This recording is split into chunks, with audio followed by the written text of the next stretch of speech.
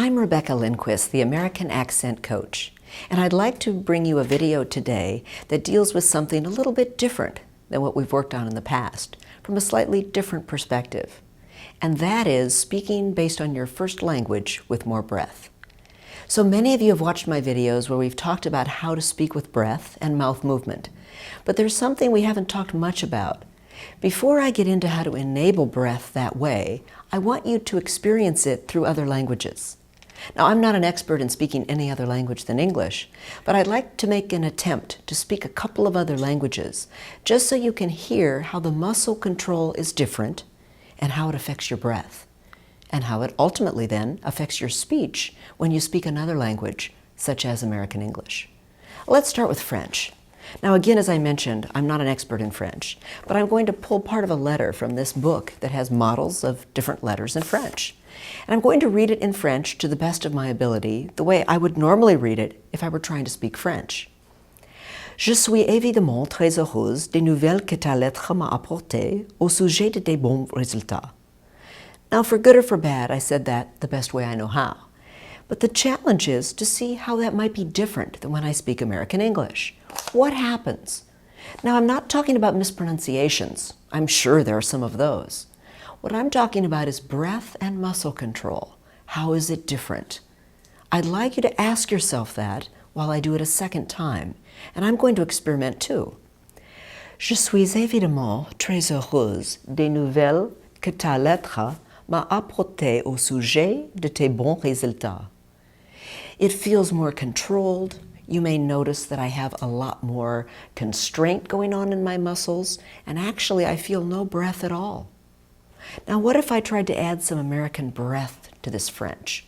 Now, granted, it's going to distort the French, and it won't sound like good French anymore, but it might help me if I had a French accent and I wanted to learn the American accent to enable those patterns to change.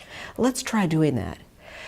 Je suis évidemment très heureuse des nouvelles que ta lettre m'a apportées au sujet de tes bons résultats.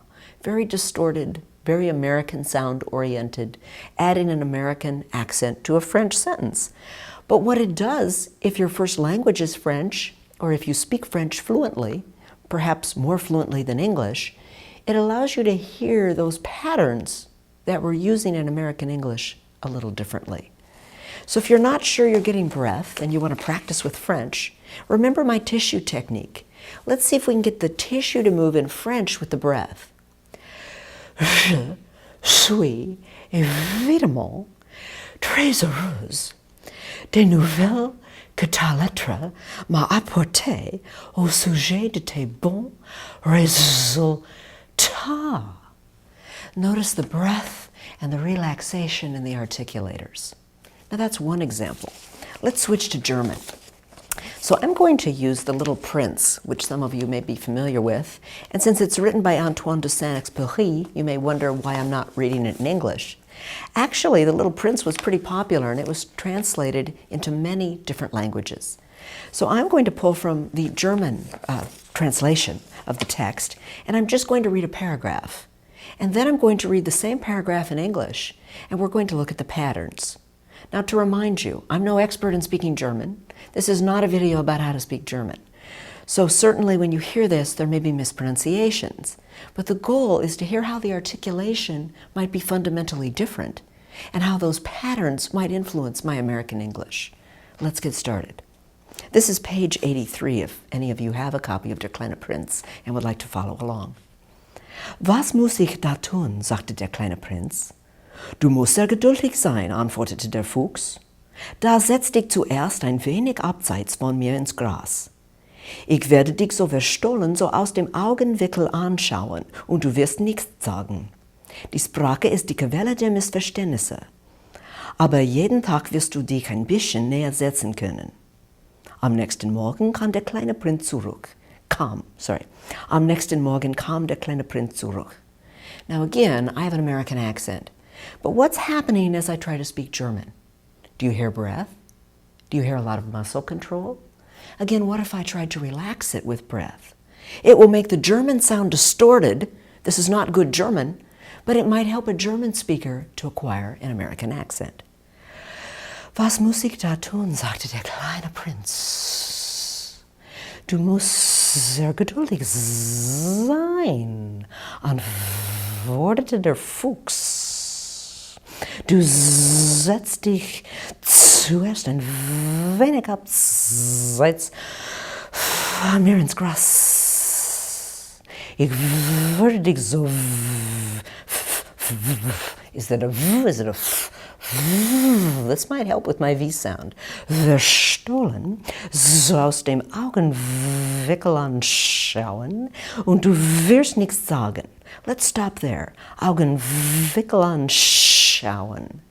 Notice the length in the breath.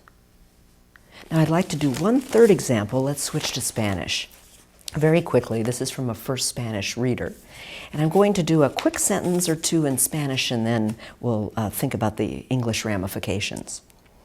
Un día don Luis se siente tan enfermo que le dice a su mujer, María, voy a tener que guardar cama. Me siento demasiado débil. Débil, I think. Pero ¿quién va a ocuparse de mis negocios? Su mujer le contesta, Luis, dentro de un par de días vas a sentirte mejor. No debes de quitarte en cama mucho tiempo, pues es un lujo. Estoy de acuerdo con eso, responde don Luis, es un lujo. No debemos llamar a un médico. Mejor es rezar a los santos, pues eso me cuesta nada.